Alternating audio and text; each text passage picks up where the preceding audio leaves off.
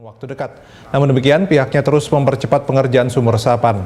Sebelumnya, Pemprov telah membangun 3.946 sumur. Perlu 2.000 tahun untuk bangun 1,8 juta sumur resapan di Jakarta. Ditulis oleh Ruskandi Anggawirya di www.seaworld.com.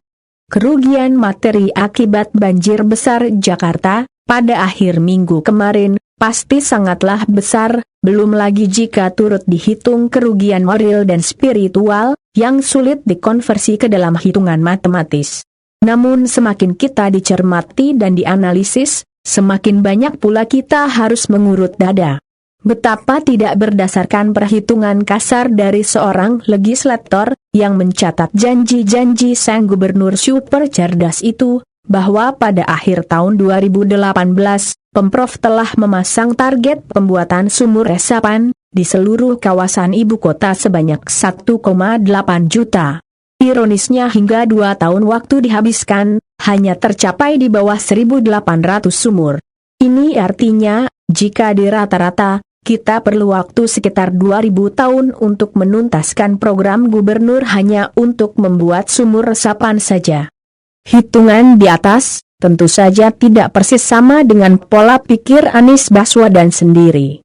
Bisa saja dia telah membicarakan dengan seluruh tim teknisnya, bahwa pembuatan sumur resapan yang bisa mengatasi banjir rutin, sekaligus mempercepat air surut ketika datang banjir kiriman, tidak cukup berhenti di satu program itu saja. Detailnya mungkin tidak bisa disampaikan kepada publik. Namun ketika sudah berjalan 2 tahun lebih, jika program itu dimulai segera setelah diucapkan oleh gubernur, seharusnya hitungan mundur pun sudah dimulai sejak saat itu. Kenapa setelah lebih 2 tahun, pencapaiannya baru 0,1%? Catat, bukan 1 atau 2 digit persentase, melainkan masih jauh dari angka itu.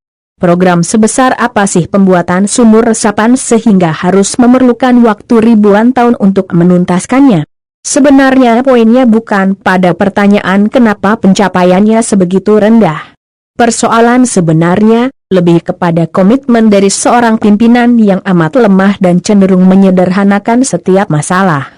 Sangat pantas dia menjadi orang buangan oleh presiden, karena demikianlah gelagat yang terbaca ketika berada di lingkaran istana. Kecurigaan kita semakin mengkristal ketika secara frontal, Anies memperlihatkan sikap membangkang kepada pemerintah pusat, misalnya dalam hal program normalisasi sungai yang telah digagas sejak Gubernur Joko Widodo. Sebagaimana diulas dalam kanal YouTube Suara Istana bersama Denny Siregar, tampaknya Anies tak rela jika agenda pengentasan yang sedang berjalan melalui program-program tahun jamak, selalu membawa-bawa nama selain dirinya. Anies seperti mendoakan nama baik dirinya yang harus berada di urutan teratas dalam setiap program Jakarta.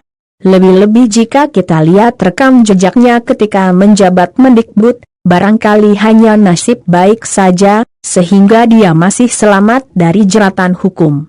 Ketika disinyalir, dia terlibat dalam mega korupsi dalam penyelenggaraan pameran buku di luar negeri, Anies seharusnya tidak nekat mengikuti kontestasi politik di Jakarta. Namun demikianlah jalan ceritanya, Tuhan sangat bijak dalam membuat skenario bagi umatnya. Hanya karena itikad tak baik secara berjamaah, yang ingin menenggelamkan seorang anak bangsa dari singgasana kekuasaan, yang mana kekuasaan itu dimanfaatkan untuk sebesar-besarnya kesejahteraan warga Jakarta, dan orang yang dimaksud itu adalah Basuki Cahayapurnama, maka jangankan setingkat Anies yang menyandang predikat bekas menteri, barangkali kerbau dicocok hidung pun tak masalah jika dipaksa untuk melawan sang petahana.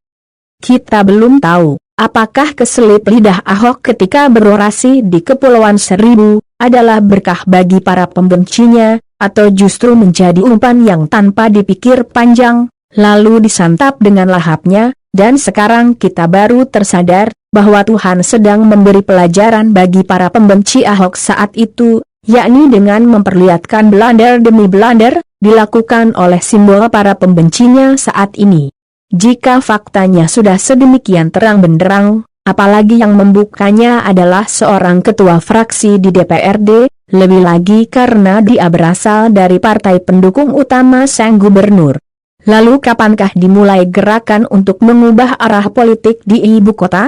Hal ini perlu dikemukakan, karena warga Jakarta pasti sangat penasaran dengan kelanjutan semua narasi di gedung DPRD, yang sedang mengarah ke pembentukan mosi tidak percaya bagi pemimpin daerah mereka. Hal lain yang memudahkan mereka mengambil langkah politik, adalah fakta bahwa Anies tidak berafiliasi dengan partai manapun. Praktis dia tidak akan mendapat dukungan sekuat mereka yang menjadi kader partai. Maka seharusnya para pendukungnya yang berasal dari partai politik, sudah berancang-ancang menarik dukungannya.